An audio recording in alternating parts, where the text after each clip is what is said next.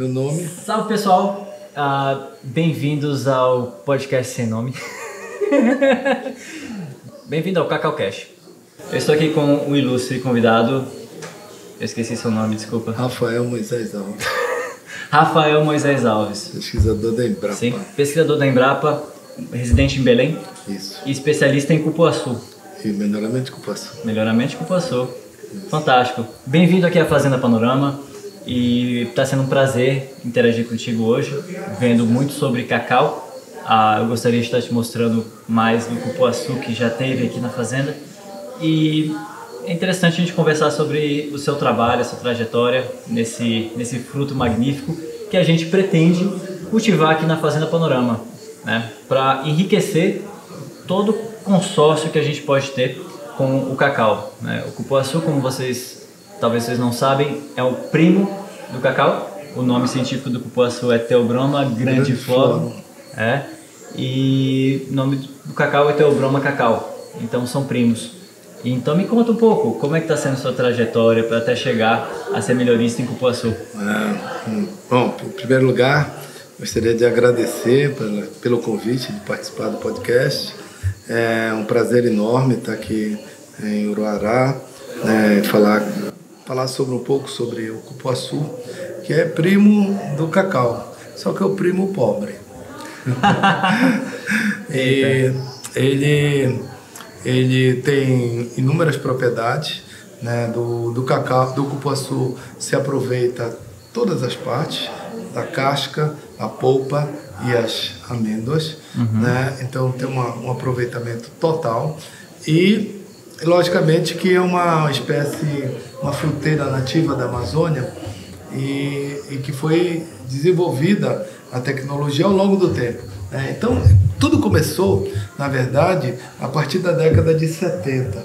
Até a década de 70, quem queria comprar cupuaçu tinha que comprar em feiras, no Ver-o-Peso. Era nativo da mata? Tudo era nativo. Não tinham feito expedições botânicas para... Não tinha nada ainda, até a década de 70, não tinha nada de cultivo de cupuaçu.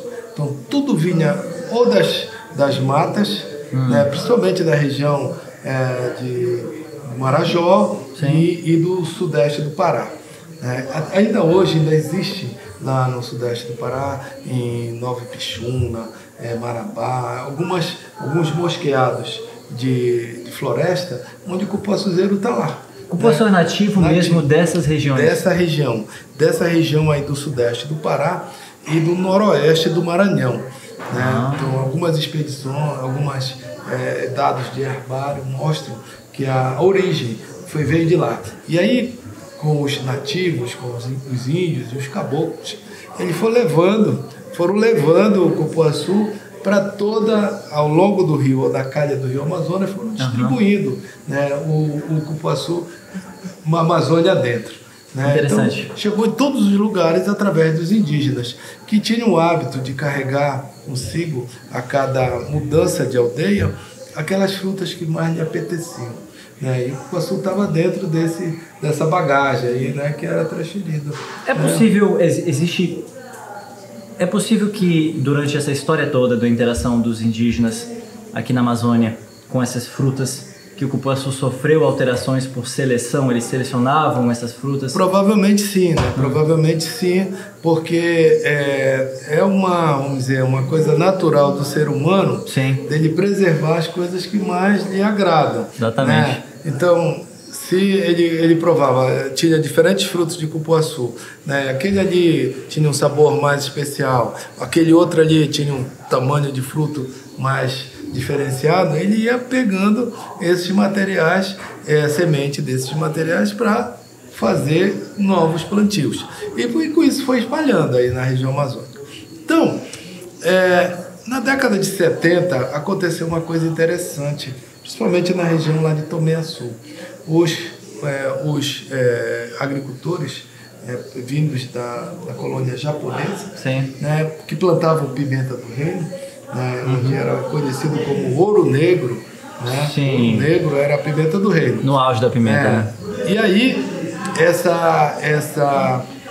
essas plantações começaram a ser atacadas por uma doença chamada fusariose, né, que ataca a raiz da pimenteira e provoca a sua morte rapidamente. Então, houve uma derrocada na economia de Tomiaçu em função dessa doença. E aí, teve gente que se matou. Foi uma loucura. Parecido com a vassoura de bruxa na Bahia. Na Bahia mesmo, um efeito devastador da mesma magnitude. Né? Aí, os produtores lá de Tomiaçu, né, começaram a tentar encontrar uma alternativa para a pimenta do reino. Né? Então, verificaram, né, algumas fruteiras que poderiam ser incorporadas no sistema de produção, né? E entre elas, o cacau e o cupuaçu. Né? Fantástico. E outras tantas. Sim, né? Eles têm muita diversidade lá. Uma diversidade enorme. Assim, Lógico que não esqueceram a pimenta do reino, né? Mas quando plantavam a pimenta do reino, já intercalavam, né, o cupuaçu e o cacau ali no meio. Né? Porque quando a pimenteira morresse, já tinha outra coisa para segurar a onda, né? Nossa, eu acho que isso foi traumático ao ponto de que eles realmente não iam deixar isso acontecer de novo. Né? Que talvez eles tinham monocultura de pimenta do reino. Monocultura. Eles aprenderam com isso, né? Aprenderam com isso. Sim. E aprenderam que a diversificação seria uma arma para a sobrevivência. Olha só, pessoal, aqui a Transamazônica, a região do Polo Xingu, e talvez muitos outros polos na Amazônia, depende de pouquíssimas culturas. A diversidade cultural produtiva aqui é muito baixa. No caso, basicamente os principais são cacau e gado de corte. A banana que é produzida aqui, em grande parte, é derivada da produção de bananas sombreadoras do cacau. Então, bananais provisórios, porque não temos laboratórios que fornecem muda de qualidade. Enfim, tem todo esse tipo de coisa. Tem gargalos aí como logística, como tecnificação, como pesquisa, mas eu acredito que realmente está no tempo da gente aprender com a lição desses outros produtores e a gente não ficar realmente, por mais que a gente ame o cacau, mas se a gente fica só com o cacau, a própria cultura do cacau fica enfraquecida. Eu acredito nisso. Exatamente. Eles aprenderam a lição e hoje em dia há uma diversificação muito grande lá. Então, quando eles começaram a plantar o cupuaçu em larga escala não vamos dizer, mas numa escala mais racional, vamos assim dizer, e homogeneizar as áreas, começaram a aparecer os problemas, que sempre aparecem em qualquer cultivo. Né? Então começaram a aparecer a vassoura de bruxa, começou a aparecer problemas de produtividade baixa, porque como é que eles formaram esses primeiros plantios? Pegando semente da mata, sem nenhum tipo de seleção. Né? Por quê? Porque até naquela época não tinha nada de selecionado. Então, já existia Embrapa naquela época? Já, mas a Embrapa não trabalhava ainda com cupuaçu. Então foi a partir desse movimento, né, dos problemas que começaram a ocorrer com a cultura, que os produtores começaram a pressionar a Embrapa. Né? Precisamos de tecnologia, porque senão vai acontecer de novo o que aconteceu com a fusariose na pimenta do reino. E aí a Embrapa então começou um trabalho de formação. O primeiro passo foi formar a coleção. Coleção. Então pegar em vários lugares na Amazônia e tentar identificar matrizes que tivessem características de uma alta produtividade, não apresentassem sintomas da doença, dessa vassoura de bruxa, né? Uma boa conformação de copa, vigorosa e tal. E o pesquisador então pegava o material botânico dessas, ponteiras, né, gemas, e levou para Belém, né, Dr. Ruber Lima, que era pesquisador da Embrapa, e lá ele formou uma primeira coleção de cupuaçuzeiro. Dessa primeira coleção de cupuaçuzeiro com 46 clones. Clones é o seguinte, é você pegar uma matriz, uma planta, né, e multiplicar essa planta através de um processo de enxertia. Quer dizer, você pega um pedaço daquela planta e tenta multiplicar como se colocasse numa cópia Xerox. Sim. Replicar a genética. E aquela replicação genética de uma planta só, aquilo é um clone. né? Todo mundo entende depois da novela, então todo mundo já entende o que é um clone. Pessoal, pros nerds aí, Guerra nas Estrelas, os clones, enfim, é tudo igual. O objetivo é ficar tudo igual o mais possível para ser replicável. Exatamente. Então a genética desse material todo, ele é todo exatamente igual, né? Então esses 46 clones foram colocados lá em Belém e submetidos à vassoura. Então ele trouxe, inclusive vassoura que não tinha em Belém, trouxe de fora, colocou lá, pendurou nas árvores, né? Trouxe materiais que ele sabia que era suscetível à vassoura, plantou esses materiais no meio desses 46. Enfim, botou para quebrar, vamos assim dizer, né? Na base de quem for podre que se quebra. Sim. Nossa, o método científico é fantástico, realmente. E aí foi. Busca da verdade. A busca da verdade. Por quê? Porque o materiais que a matriz que ele coletava era isenta de fungo naquele momento, ela não tinha doença. Sim. Mas a gente não sabia se ela não tinha doença, porque não tinha apego ou se ela tinha alguma resistência genética. Sim, sim. Então sempre foi essas duas dúvidas, essas duas hipóteses. Sim. Então, quando coloca os materiais e submete todo mundo a uma pressão do patógeno, que é esse fungo aí, que é a vassoura de bruxa, em cima deles, aí sim, se o material não pegar a vassoura, aí você vai ter certeza que ele é resistente. Ou se ele pega menos, né? Ou se pega tem mais menos, tolerância. Assim. Exatamente. Tem vários fatores aí, né? Tem vários fatores, mas o ambiente é igual para todo mundo, né? E você joga a vassoura lá e vê quem é que vai resistir àquela pressão. Na maior parte das culturas, a mecânica de testes é mais ou menos assim, né? parecida. Melhoramento. Exatamente. E aí ele se aposentou, né? E sobrou para mim, o professor Rubens Lima. Então eu comecei com uma equipe a trabalhar dando continuidade a esse processo. Você pegou o bastão dele? Peguei o bastão dele. Sim. Né? Mas o material já estava no campo, já todo pronto, né? Só faltava avaliar. Porque é isso que a gente tem que ter, é isso que é a nossa dificuldade quando trabalha com perene, é que o tempo de avaliação é longo. Muito longo. É longo. Por que é longo? Porque você tem que esperar, normalmente, 2, 3 anos para a planta começar a produzir. Sim. Depois que ela começa a produzir, você tem que esperar algumas safras, né, para ver a regularidade dessa produção ao longo do tempo. Certo. Você não pode se basear na primeira safra que ela der, ou na segunda, ou na terceira. Tem que pegar uma média aí de 5 a 8 safras. Sim. Aí você tem certeza que aquele material ali produz 20 quilos por pé. O senhor acha que isso acaba incentivando que a maior parte dos pesquisadores, ou novos pesquisadores, acabam indo para as culturas de curto prazo? Milho, soja, Você etc. pegou exatamente no ponto fraco. Né? Esse é o grande problema nosso. Nós não temos pesquisadores de culturas perenes nas fruteiras, na área florestal. Sim.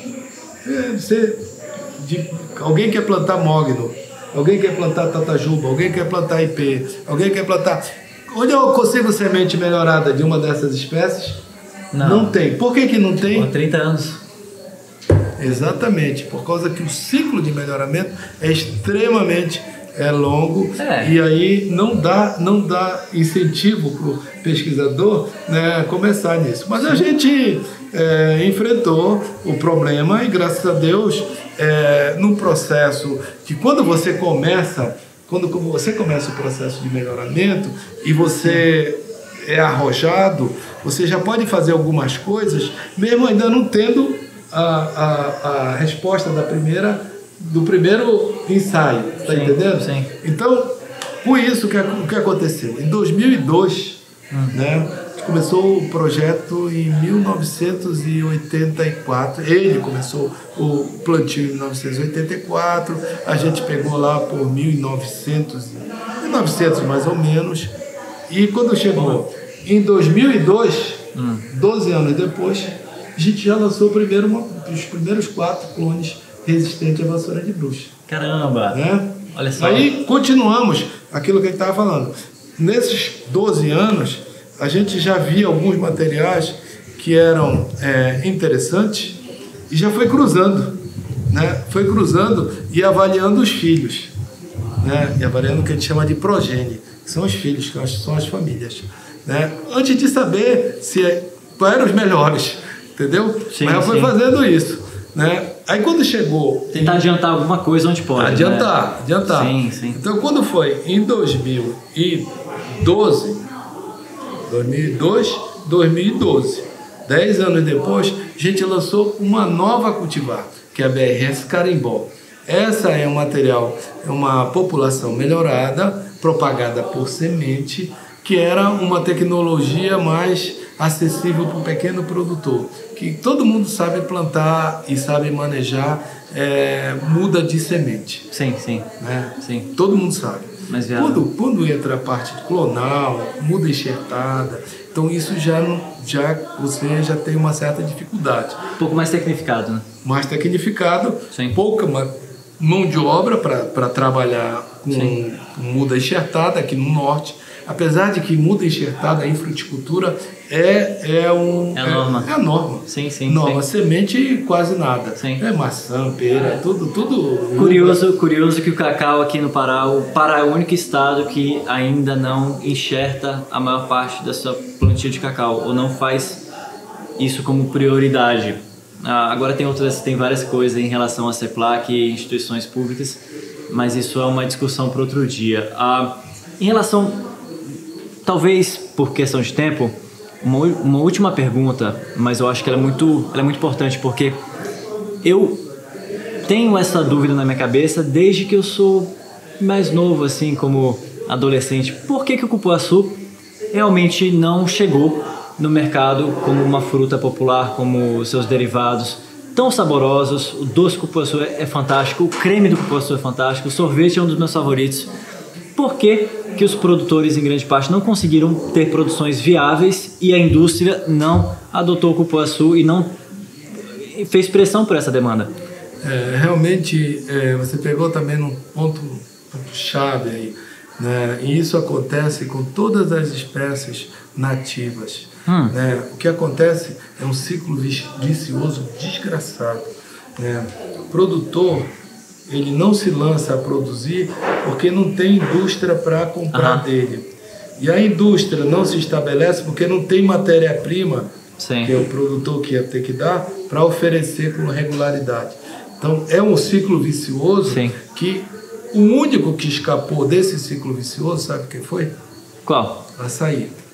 Olha só. O açaí, quando houve o boom, né, de demanda, de procura por polpa de açaí, né, os produtores não tinham plantado nada. Né, e nem conseguiriam plantar, né, porque você sabe que para entrar em produção leva 3 anos. Mas tem uma população nativa enorme. Exatamente. Certo. Então, quando houve a procura pelo produto, era só ir mandar lá no Marajó, né, ir lá nas populações nativas e pegar o fruto de açaí. Já tinha demanda grande popular. Já tinha o material para oferecer para o mercado. Entendeu? Então não houve esse ciclo. O açaí não passou por ele. Agora o cupuaçu está passando. E todas as espécies que tu mencionares aí, taperebá, que é o cajá. Se tu disser para mim assim, eu quero colocar uma indústria de taperebá aqui, onde eu pego fruto? Tem que sair catando aleatoriamente nas roças. Aqui tu vai pegar 20 quilos, tu vai dar 20 quilos, tu vai pegar 10. Sim. Isso não tem como. Eu não sei se a analogia é correta, mas parece para mim um problema clássico da galinha e o ovo. Qual que vem primeiro? É a mesma coisa. E o que nós estamos tentando fazer com o cupuaçu? Nós estamos tentando quebrar isso. Isto é, fazer com que o produtor tenha condições técnicas através de material botânico de alta qualidade. O BRS Carimbó 2012, agora em 2022 a gente lançou o kit 5.0, cupuaçu 5.0, formado por 5 clones da melhor qualidade, né? Que também é outra tecnologia que o produtor tem. Temos tecnologia já de como fazer o plantio, espaçamento, poda, enfim, né? Controle de vassoura. Então, o que eu quero te dizer é o seguinte: o produtor tem as ferramentas para produzir. Agora só precisa a indústria criar e aparecer. Empreendedores para se lançar no mercado, para comprar esse... Provavelmente de uma forma mais descentralizada no começo. Exato. Até a indústria olhar assim, putz, pois tem é, dinheiro aí na mesa. E o que falta? Se é, como você falou aí, que a maioria das pessoas que te dá para provar doce, creme e tal, gosta. Por que então que isso não chega no mercado? Exato. Marketing, né? Marketing. O que precisa fazer isso. Por que esse açaí seco aqui em Chips? Cupuaçu. Nossa. Passamos o dia conversando no sol, com pouca água e em roça de cacau. Me perdoe. Esse cupuaçu seco aqui só é feito na Bahia, tem pouquíssimos fornecedores, vendem no Brasil inteiro e o preço está acima de R$100 o quilo. E o Pará, né, enfim, que tem tudo isso nativo. Grande produtor. Grande produtor, brasileiro. Ainda não muito formal. Né? A gente não vê plantios ainda estabelecidos, assim, ainda é muito fundo de quintal. Mas nós aqui, por exemplo, na Fazenda Panorama, a gente tem interesse no cupuaçu já há muito tempo. E a sua visita aqui, eu acho que é providencial, porque as coisas parecem acontecer quando elas têm que acontecer. E a gente tem muito interesse. E, poxa, muito obrigado por vir e responder essas perguntas. Obrigado a você. Eu acho que a minha vinda aqui, ela vem por dois motivos, né? Primeiro que a gente está querendo começar a lançar essas sementes aí do cupuaçu, né? Mas de forma tecnificada e acoplado à agroindústria, né? E uma das saídas talvez seja a liofilização da polpa e a utilização da amêndoa para copulate. Se a gente consegue esses dois passos aí, a gente vai fazer com que o produtor tenha condição de produzir o que puder. E a Embrapa, que nunca trabalhou com cacau, né, em 2011 criou um portfólio, né, cacau, né, para começar a pesquisar com cacau. Até 2021, isso era primazia exclusiva da CEPLAC. Então, a partir de 2021, a Embrapa, em função de uma iniciativa da ministra da Agricultura, né, Tereza Cristina, né, resolveu fazer com que a CEPLAC, que estava com problemas de mão de obra, problemas de infraestrutura, né, que a Embrapa desse suporte para a CEPLAC para cumprir a missão que ela já vinha cumprindo anteriormente. Sim. Então, a partir de 2021, a Embrapa teve essa possibilidade de trabalhar junto com a CEPLAC, né, para fortalecer as pesquisas, né, com o cacau, né? E aí, então por isso que a gente criou, a Embrapa criou, junto com a CEPLAC, uma unidade mista de pesquisa e inovação, chamada UMIP Cacau. É uma unidade que não tem uma base física, ela é virtual. Ela envolve pesquisadores das duas unidades, fazendo projetos, propondo projetos, enfim, tentando fazer inovação, dando novos caminhos. Existe uma plataforma, um site? Tem um MIP Cacau. Ok. Vamos colocar isso no link na descrição. Vocês vão ver aqui em algum canto na tela todas as referências. E, poxa, é isso. Galera, quem tiver interessado aí em se tecnificar em agronomia e tiver interesse em melhorar e deixar o seu legado, a pesquisa é uma das coisas mais nobres que existem. Pessoas como o senhor tinham que ser celebridades na nossa cultura. Mas a gente ainda não trabalha muito essa mídia, esse trabalho, e como que é importante. E por que é importante investir mais nisso? Porque é questão de futuro, né? Dar ferramentas melhores para produtores produzirem riqueza. Cada cultura nova que se estabelece como uma cadeia produtiva gera riqueza exponencial. A riqueza não é um negócio finito. A riqueza é uma coisa que pode ser gerada e a gente não sabe os limites disso. E o cupuaçu, tomara que venha aí para ajudar a gente nisso mais, né? Porque o que vai preservar a Amazônia não é todo aquele romantismo de abraçar as árvores uma por uma, ou do europeu ficar lá, enfim, apontando o dedo pra gente. Vai ser de fato em valorizar o que tem de bom na Amazônia, né? Para as pessoas que moram aqui cultivarem coisas especiais de valor agregado e realmente rentabilizarem a proteção desse bioma todo. Para mim faz muito sentido isso. Exatamente. Não é tão complexo assim, mas complicam demais para ficar tumultuado e ninguém saber para onde vai. Eu acho que o futuro da Amazônia, o cupuaçu, o cacau, tem muito a contribuir. porque eles agregam valor econômico para ações que poderiam ser só ambientais. Então, mesmo nas ações ambientais, essas duas espécies agregam. Então, você pensa assim, vamos recuperar as margens do Igarapé. Sim. Vamos plantar espécies florestais. Mas por que a gente não planta lá um cacauzinho para dar uma rentabilidade para o produtor no meio daquilo lá? Uma coisa rentável. Para que tenha, para que o produtor faça aquilo não por uma imposição legal, mas porque ele vai tirar vai conseguir captar o recurso desse evento. Isso vai ser sustentável, né? Porque para que ele vai derrubar o que está dando pão? Claro, se ele pode enriquecer, por exemplo, tem lá uma margem de rio, ele pode enriquecer com cacau, com cupuaçu lá, por que não? Nós temos tecnologia, só precisa colocar no espaçamento tal que beneficie essas duas espécies, mas elas são as únicas ou umas poucas espécies que toleram sombreamento. Okay. Então elas se adaptam a essa situação como nenhuma outra se adapta. Olha, última pergunta, tá? Última pergunta e a pergunta mais eu acho que talvez engraçada da noite, cabeluda. Tá, né? certo. Eu tava cabeludo, inclusive, tava com uma mullet um tempo desse. Ainda bem que eu cortei, tô um pouco mais apresentável agora. Mas a pergunta é o seguinte: o gênero, a palavra correta é gênero Theobroma. O gênero Theobroma. Os aliens que trouxeram pra cá?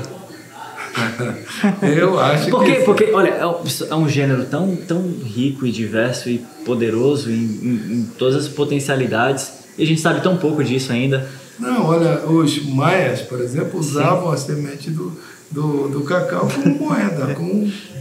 Então você vê que é uma coisa que é um valor que já vem há muitos anos. E o que eu só queria finalizar aqui, que a gente já errou muitas coisas aí para trás. Vamos aprender com esses erros aí, vamos fazer erros novos. Né? Sim. Vamos fazer mais erro velho. Né? Então a gente já viu que você quer produzir, primeiro passo é escolha a semente certa, escolha a muda certa. Ok. Né? Então não vá atrás de chegar em qualquer viveirista que não tem credenciamento nenhum e pedir a semente ou muda de qualquer coisa. Sim. Sempre exija, né, que tenha qualidade genética. Porque uma muda com qualidade genética vai te dar retorno. Se você não tiver, se for plantar uma semente por uma muda porque ela é mais barata, mas não tem característica genética, você vai se arrepender pro resto da vida. Você vai adubar, você vai coroar, vai limpar, vai podar e ela não responde. Ela não dá retorno em termos de fruto. Sim. Enquanto que se você dá uma muda de qualidade, você pode ter um preço maior. Mas esse preço rapidamente vai se diluir, porque o retorno que ela vai te dar é muito maior do que qualquer diferencinha.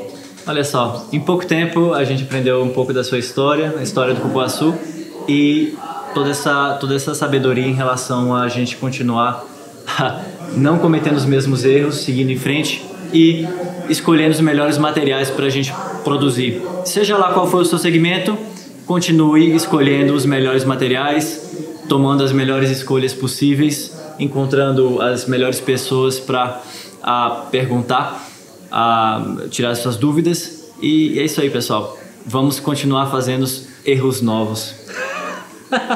Obrigado. É isso. Boa noite. Obrigado, boa noite.